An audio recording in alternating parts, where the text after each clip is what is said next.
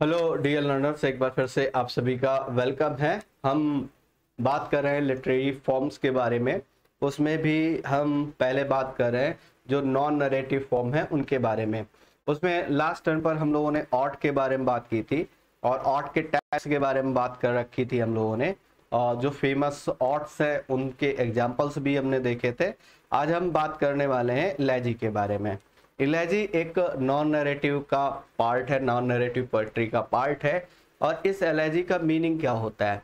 खास तौर से किसी नियर एंड डियर वन की डेथ पर उसको प्रेज करते हुए लिखी जाने वाली जो पोएम है, लिखी जाने वाली जो पोएट्री का फॉर्म है, उसको हम इलैजी कहते हैं। हिंदी में आप शोक गीत बोलते हो। हालांकि इससे मिलते जुलते टर्म और मिलते हैं आपको, जैसे डर्ज मिलता है, तो उसके बारे में आगे फर्दर हम बात करेंगे। पहले इलैजी को समझते हैं।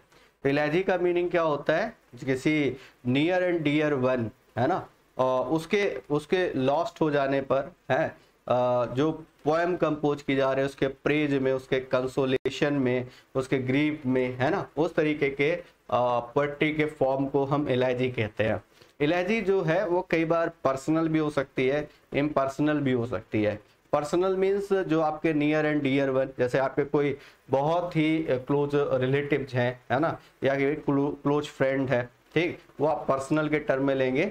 लेकिन इम्पर्सनल का मतलब इन जनरल, है ना। जैसे अगर आप बात करें ओ कैप्टन माय कैप्टन है, किसके द्वारा लिखी गई? वॉल्ट विटमैन के द्वारा लिखी गई। जो अमेरिका के राष्ट्रपति थे अब्राहम लिंकन, उनको ले करके उनकी डेथ पर उन्होंने कंपोज किया ओ कैप्टन माय कैप्टन। ये कैसा, ये पर्सनल है, पर्सनल नहीं है। तो आइए बात करते हैं इस इलैजी के बारे में, कौन कौन सी चीजें हमें यहाँ पर सीखनी है। तो पहले इलैजी के बारे में कुछ टर्म पढ़ते हैं। जैसे इलैजी के बारे में जब आप बात करेंगे, इज अ पोएम, ये एक पोएम है, and it has a particular type of emotion driving it, ये एक तरीके के इमोशन को ड्राइव करती है। दैट इमोशन इज लैमेंट, और ये इमोशन क्या है? देखिए, ये लैमेंट है। लैमेंट मतलब होता है विलाप करना, रोना। या अब इस तरीके कीवर्ड्स आप याद रखिएगा, जैसे लैमेंट है, जैसे मॉर्न है, इस तरीके कीवर्ड आपको देखने को मिलेंगे किसमें? इलैजी में देखने को मिलेंगे। Meaning to feel and express sorrow, sorrow को एक्सप्रेस करना, एंड एड to mourn for something, and yes elegies are very often about someone who has died. तो इलैजीज किसको लेकर के लिखी जाते हैं? जो कैसा हो चुका है? डेथ हो चुकी, जिसकी डेथ हो चुकी है, जो डाइड हो चुका है। But it might also be something that has died, या फिर जिसकी डेथ होने वाली है या नियर अबाउट टू डेथ है। से आर फीलिंग आर आ रिलेशनशिप।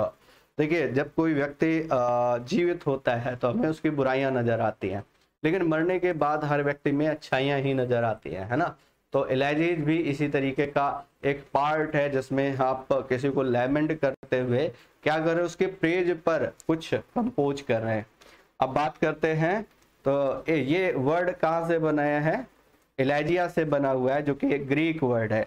अब आपसे ऐसे पूछेगा कि ये बताइए, जो इलैजी है वो कैसा वर्ड है? लैटिन वर्ड है, ग्रीक वर्ड है, इटालियन वर्ड है, आपसे इस तरीके क्वेश्चन बना देगा, ठीक है। तो यहाँ पर वही कह रहा है, it is derived form of the Greek word. ये कैसा वर्ड है? ग्रीक का। ये टर्म यहाँ पर याद रखने लायक है। और किस वर्ड से बना है? इलैजिया वर्ड से बना हुआ है। इलैजिया वर्ड से ये वर्ड बना हुआ है, ठीक है। इसके बाद बात करते हैं, इलैजीज हैव नो सेट फॉर्म और राइम स्ट्रक्चर। इनका कोई सेट फॉर्म नहीं होता, इनका कोई स्ट्रक्चर नहीं होता। ये किसी को लैमेंट करते हुए, किसी को प्रेज करते हुए, किसी को कंसोलेशन करते हुए लिखी जाती हैं। तो याद रखिएगा, तीन चीजें इलैजीज के बारे में आपको याद रखनी है कि लैमेंट करते हुए, प्रेज करते हुए, या फिर कंसोल करते हुए, कंसोलेशन के लिए लिखी जाते हैं। Lament, praise and consolation, lament, praise and consolation. अब बात करते हैं, एक टाइप आता है पेस्टरल इलैजी। कई बार आपसे पूछ देता है कि पेस्टरल इलैजी क्या है। वैसे पहले पेस्टरल को आप समझ लीजिए। तो पेस्टरल आपको प्लेज मिलेंगे, पेस्टरल आपको नॉवेल्स मिलेंगे, पेस्टरल आपको इलैजीज मिलेंगी। तो अगर आपको पेस्टरल वर्ड समझ आ गया तो फिर आप चाहे पेस्टरल प्लेज की बात करें, चाहे आप पेस्टरल इलैजी की बात करें, चाहे आप पेस्टरल नॉवेल की बात करें, इन सबको आप बहुत अच्छे तरीके से ग्रिप कर पाएंगे, समझ पाएंगे, है ना। तो आइए बात करते हैं इनके बारे में। तो पेस्टरल वर्ड का मतलब क्या होता है, जो रूरल चीजों से संबंधित है। जैसे इस बात को ऐसे समझते हैं, जैसे आप शेक्सपियर के प्लेज पढ़ते हैं, उनमें से कुछ प्ले जैसे खासतौर से एक प्ले जिसमें आप गार्डन का सीन है जो रूरल एरिया से बिल्कुल बिलोंग करता है, तो उस तरीके के सीन्स या उस तरीके के जो एटमॉस्फियर है, उस एटमॉस्फियर में कंपोज की जाने वाली पोएम कैसी होंगी, पेस्टरल होंगी। वो पेस्टरल प्लेज है, ठीक है।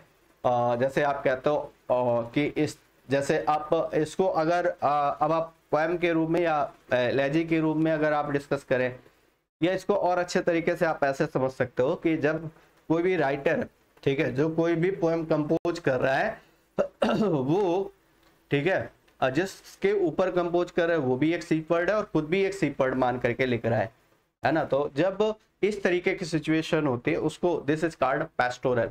होप सो आपको बात समझ में आ गई होगी। बाकी इसके बारे में देखिए अब डिस्कस करते हैं कि पेस्टोरल क्या है। पेस्टोरल का मतलब है the pastoral elegy is a poem about both death and idyllic rural life, है ना। एक तो एलेजी है तो डेथ पर है, ऑब्वियस सी बात है, और कहां से बिलोंग कर रही है, रूरल लाइफ से बिलोंग कर रही है। जो इसमें सीन्स है वो कैसे हैं, वो रूरल लाइफ से रिलेटेड सीन्स हैं, है ना। द पेस्टोरल एलेजी फीचर्स सीपर्ड, और जो मैं बात बता रहा था आपको कि इसमें जो राइटर है वो, देखो एक राइटर जो है वो ये दिखाने की नहीं कोशिश कर रहा है कि वो कितना विद्वान है, वो अपने आप को बिल्कुल सीपर्ड की तरीके मान रहा है। जैसे जब आप ओ कैप्टन माय कैप्टन पढ़ते हैं, ये एक पेस्टोरल एलेजी है, किसकी, वॉल्ट विटमैन साहब की है ना। तो वहां पर वो अपने आप को भी सीपर्ड मानते हैं और लिंकन साहब को भी सीपर्ड के तरीके कंसीडर करते हैं। तो ये क्या है, ये एक पेस्टोरल एलेजी का पार्ट है। इट बिकेम वेरी पॉपुलर, ये बहुत ज्यादा पॉपुलर हुई कब, एलिजाबेथन एज। एलिजाबेथन एज में बहुत ज्यादा पॉपुलर हुई। तो पहले पेस्टोरल वर्ड अलग अलग जगह मिलेगा, पेस्टोरल प्लेज मिलेंगे, पेस्टोरल नॉवेल मिलेंगे, पेस्टोरल एलेजीज मिलेंगी। तो तीनों को आपको अच्छे से समझ लेना है कि पेस्टोरल में जो सीन होंगे वो कैसे होंगे, रूरल से रिलेटेड सीन होंगे, रूरल लाइफ से रिलेटेड सीन होंगे, जहाँ पर एक राइटर अपने आप को सीपर्ड मानता है और सामने वाले को भी, जिसके याद पर वो मौन कर रहा है या जो भी कंपोज कर रहा है वो भी क्या है, सीपर्ड के तरीके है, रूरल लाइफ से बिलोंग कर रहा है ना। ये कुछ फेमस आपके एलेजीज है जिनके बारे में कई बार क्वेश्चन बनता है, और ये क्वेश्चन तो बहुत ज्यादा कॉमन है। इनमें से जैसे पहला वाला क्वेश्चन है इन मेमोरियम, है ना, और ये इतना इंपॉर्टेंट क्वेश्चन है कि अक्सर पूछा जाता है। इन मेमोरियम जो है वो एलेजी है, किसके याद में लिखी गई है, अल्फ्रेड टेनिसन की याद में लिखी। अल्फ्रेड टेनिसन राइटर हैं जो आर्थर हेलम की याद में, अपने फ्रेंड, जो उनके फ्रेंड हैं आर्थर हेलम, उनकी याद में कंपोज करते हैं। वो कौन सा है, इन मेमोरियम। राइटर जरूर याद रखिएगा, और आपसे कई बार पूछेगा किसकी याद में लिखी गई है, तो वो आप याद रखिएगा आर्थर हेलम, है ना, जो इनके फ्रेंड हैं। Elegy written in country churchyard, ये आपने पहले भी पढ़ी होगी एकेडमिक के टैग पर, आपने इंटरमीडिएट में शायद है वहां भी पढ़ी होगी। Elegy written in country churchyard Thomas Gray ने लिखी हुई है ना, थॉमस ग्रे। और ये क्या करते हैं जी, किस तरीके से जो गिरजा घर है उसकी घंटियां बज रही हैं, किस तरीके से लोग दफन है ना, वो उस सीन बता रहे हैं, उस तरीके से चर्चयार्ड का पूरा सीन बताने की कोशिश कर रहे हैं। थायरेसिस जो है मैथ्यू आर्नोल्ड की पोएम है, थायरेसिस। इसी तरीके से रग्बी चैपल जो है ये अपने फादर के उस पर लिखी है मैथ्यू आर्नोल्ड ने। ओ कैप्टन माय कैप्टन की हम अभी बात कर रहे थे, किसके द्वारा कंपोज है, वॉल्ट विटमैन के द्वारा कंपोज है। एडोनिस जो है पीबी शैले के द्वारा है, जॉन कीट्स की याद में लिखते हैं एडोनिस, है ना। बहुत ज्यादा अफेक्ट हो जाते हैं जॉन कीट्स की डेथ से पीबी शैले साहब, ठीक है। जॉन कीट्स की अर्ली एज में ही डेथ हो जाती है। बहुत अच्छा मतलब पोएटिक कंपोजिशन उन्होंने किया, लेकिन वो क्रिटिसिज्म बहुत ज्यादा फेस की है। इस वजह से कई राइटर का तो मानना ये है कि उनकी जो डेथ हुई है वो किसी और कारण से नहीं है, बल्कि क्रिटिसिज्म की वजह से हुई है, जिस तरीके का क्रिटिसिज्म उन्होंने फेस किया। तो याद रखिएगा एडोनिस जो है वो पीबी शैले के द्वारा लिखी गई, on the memory of John Keats, है ना। लसीडस जॉन मिल्टन का है। तो ये आपको याद रखने, ये कुछ एलेजीज हैं जिनके बारे में आपको यहाँ पर डिस्कशन किया जा रहा है। जैसे एस्ट्रोफल है, स्पेंसर के द्वारा लिखी गई है। एस्ट्रोफल किसके द्वारा लिखी गई? स्पेंसर के द्वारा। और यहीं पर बात करें डर्ज ऑन एडवर्ड फोर्थ, ये जॉन स्केल्टन के द्वारा है। Elegy on the death of a mad dog Oliver Goldsmith. तो ये आप इनमें से जो फेमस एलेजीज है, हालांकि बहुत सारी और भी हो सकती हैं, लेकिन यहाँ पर केवल और केवल हम इंपॉर्टेंट की बात कर रहे हैं, जो सबसे ज्यादा इंपॉर्टेंट है वो। इसमें और भी आप एड ऑन कर सकते हैं, ठीक है। आइए बढ़ते हैं डियर आगे। देखिए, एक अच्छे स्मार्ट स्टूडेंट की यही खास बात होती है कि वो कंटेंट को पढ़ने के साथ साथ चीजें अपनी तरफ से भी एड ऑन करना करता रहता है ना। तो आपको भी उसी तरीके, उसी कैटेगरी में आपको चलना है कि आपको क्या करना है। जो चीजें यहाँ पर डिलीवर की जा रहे हैं वो तो करनी ही है, लेकिन सेल्फ से अगर आपको कोई नई चीजें मिल रही है, प्रैक्टिस के दौरान मिल रही है, प्रैक्टिस सेशंस में मिल रही है, तो उनको भी आप एड ऑन करते चलिए। बात करते हैं लायरिक पर। लायरिक वैसे आपको पढ़ने की इतनी ज्यादा जरूरत नहीं है, लेकिन फिर भी लायरिक के बारे में आप चीजें समझें कि व्हाट इज लायरिक, लायरिक है क्या, लायरिक के बारे में कौन कौन सी बातें आपको याद रखनी है। तो लायरिक का सीधा सीधा मीनिंग है कि जो कैसा है, गे है, जिसको आप गा सकते हो, ऐसा कोई पोएटिक कंपोजिशन, उसको हम लायरिक बोलते हैं। हालांकि लायरिक को आप ये कह सकते हो कि ये स्पेशली एक फॉर्म नहीं है। ये जैसे जितने भी आप नॉन नैरेटिव के पार्ट पढ़ रहे हैं वो सभी कैसे, वो लायरिक ही हैं, लायरिकल पोएम्स ही हैं ज्यादातर उनमें से अगर बात करोगे तो आप। तो ऐसी कोई भी पोएम जिसको आप क्या कर सकते हो, सिंग कर सकते हो, दैट इज कॉल्ड लायरिक। और ये लायर नामक इंस्ट्रूमेंट था पहले, उससे इसका ओरिजिनेशन हुआ है ना। तो आइए बात करते हैं। ये शॉर्ट पोएम है, देखिए लॉन्ग पोएम नहीं है। जैसे ऑड के बारे में बात कर रहे थे, लॉन्ग पोएम थी, सीरियस मैटर पर कंपोज की जाती है ना, एड्रेस करते हुए लिखी जाती है। लेकिन ये जो लायरिक है ये कैसा है, ये एक शॉर्ट पोएम है, ये लॉन्ग पोएम नहीं है ना। इसके बाद कह रहे हैं that contains thought and personal feelings of the poet. तो ये पोएट की पर्सनल फीलिंग को एक्सप्रेस करती है, उस पोएट के अपने थॉट को एक्सप्रेस करती है। With the instrument of lyre, किस इंस्ट्रूमेंट के साथ लिखी जाती है, ये लायर इंस्ट्रूमेंट के साथ लिखी जाती है, ठीक है, लायर इंस्ट्रूमेंट के साथ। तो लायर जो है ये कुछ यू शेप का आप कह सकते हो एक इंस्ट्रूमेंट होता है। बाद में इसी का मॉडिफिकेशन हो गया, ये वर्ड बन गया लायरिक का। It is the simplest and most popular form of poetry. ये सबसे आसान और सबसे ज्यादा पॉपुलर फॉर्म है पोएट्री का। इसमें सिंगल इमोशन की बात की जाती है। जैसे फियर है तो फियर के बारे में ही, जैसे अगर आप कहो कि सरप्राइज है तो उस पर, तो मतलब सिंगल इमोशन होगा, मल्टीपल इमोशंस इसमें देखने को नहीं मिलेंगे। आइडल के बारे में बात करते हैं। आइडल का मीनिंग क्या होता है, ये भी आपका एक तरीके से पिक्टोरियल डिस्क्रिप्शन है, खासतौर से रूरल लाइफ का। जैसे मान लो कोई व्यक्ति है, फिलहाल वो एक इस समय एक मेट्रोपॉलिटन सिटी में है, वहां पर बैठ करके किसी एक अच्छे से ऑफिस में बैठ करके वो अपने बचपन की यादों को, अपने जो रूरल एरियाज में जो उसने मूवमेंट बिताए उनको याद कर रहा है, दैट इज कॉल्ड आइडल, उसको हम आइडल बोलते हैं। तो आइडल में रूरल डिस्क्रिप्शन होता है, रूरल पिक्टोरियल डिस्क्रिप्शन। आपको वो सारी चीजें एक पिक्चर के फॉर्म में याद आ रही हैं, किस तरीके से मतलब गांव में किस तरीके से चीजें होती थी उसको याद कर रहा है वो, है ना।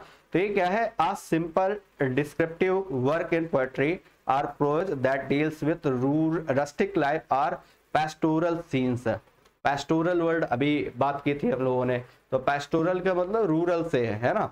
अब यहाँ पर क्या कह रहा है, or suggest or mood or peace and contentment, और उसको सोच करके बहुत ज्यादा सेटिस्फाइड फील कर रहा है। The Greek poet Theocritus wrote the short poems called idyll. तो क्रेडिट किसको जाता है, थियोक्राइट्स को क्रेडिट जाता है, ठीक है, जिन्होंने क्या लिखी, जिन्होंने आइडल लिखी, आइडल्स को लिखना स्टार्ट किया। Town life along with rustic pleasure, है ना। तो मीनिंग समझ में आ गया होगा, ये एक पिक्टोरियल डिस्क्रिप्शन है खासतौर से रूरल लाइफ का, है ना। रूरल लाइफ में किस तरीके से, जैसे मान लिया कि जो रूरल एरिया है उसमें किस तरीके से बच्चे स्कूल जा रहे हैं, ठीक है, जो गृहिणी है, जो हाउसवाइफ है वो किस तरीके से काम कर रही है अपने घरों में, जो किसान है वो किस तरीके से अपने खेतों में काम कर रहे हैं। ये पूरा रूरल लाइफ का डिस्क्रिप्शन जो है ये सब आपको किस में देखने को मिलता है, आइडल में देखने को मिलता है। तो होप सो आपको आइडल समझ में आया होगा। क्रेडिट किसको जाता है, थियोक्राइट्स को जाता है, ये बात आप यहाँ पर लर्न रखें। इसका क्रेडिट किसको जाता है? इसका क्रेडिट जाता है आपको किसको? थियोक्राइट्स को, है ना। तो याद रखिएगा। इसके बाद बात करते हैं non narrative poetry, sorry narrative poetry के बारे में अब हम आगे बात करेंगे, ठीक है। नॉन नैरेटिव पोएट्री हमने यहाँ तक डिस्कस की, जिसके बारे में हमने अलग अलग तरीके की चीज़ों को देखा। इसमें हमने सारा नैरेटिव पोएट्री का जो पोर्शन है, नॉन नैरेटिव का जो पोर्शन है वो हमने खत्म किया। आइडल के बारे में आज बात की, आज बात की इलेजी के बारे में, आज बात की लायरिक के बारे में। इलेजी बहुत इंपॉर्टेंट है, इलेजी में आपके एग्जाम्पल्स बहुत इंपॉर्टेंट है। इन मेमोरियम वाला क्वेश्चन न जाने कितने बार एग्जाम में पूछा गया है कि इन मेमोरियम जो है वो किसके द्वारा लिखी गई, तो आपका आंसर क्या होगा? आपका आंसर होगा अल्फ्रेड लॉर्ड, वो अल्फ्रेड टेनिसन इसके राइटर हैं। किसके याद में लिखी गई? आर्थर हेलम के याद में, है ना। जैसे एडोनियस वाला जो क्वेश्चन है वो बहुत बनता है, किसने लिखी? पीवी सेले ने। किसकी याद में लिखी? तो आपको तुरंत आंसर करना है जॉन कीट्स की याद में। जॉन कीट को मेमोराइज करते हुए उनकी डेथ पर, है ना, लिखी। जैसे ओ कैप्टन माय कैप्टन किसके द्वारा लिखी गई? तो आप कहोगे वॉल्ट विटमैन के द्वारा लिखी गई। तो होप सो ये सेशन आपको समझ आया होगा, पसंद आया होगा। तो बाकी हम डिस्कस करेंगे आगे बैलेट के बारे में, इपिक के बारे में, मॉक इपिक के बारे में, है ना। इनके बारे में अब हम डिस्कस करेंगे। नैरेटिव फॉर्म के बारे में अब हम डिस्कशन करेंगे नेक्स्ट टर्न पर। तो सेशन कैसा लगा जरूर बताइएगा। बाकी साथी मिलते हैं नेक्स्ट टर्न पर, यहीं से करेंगे हम start. Thanks for attending this valuable session. Thank you guys.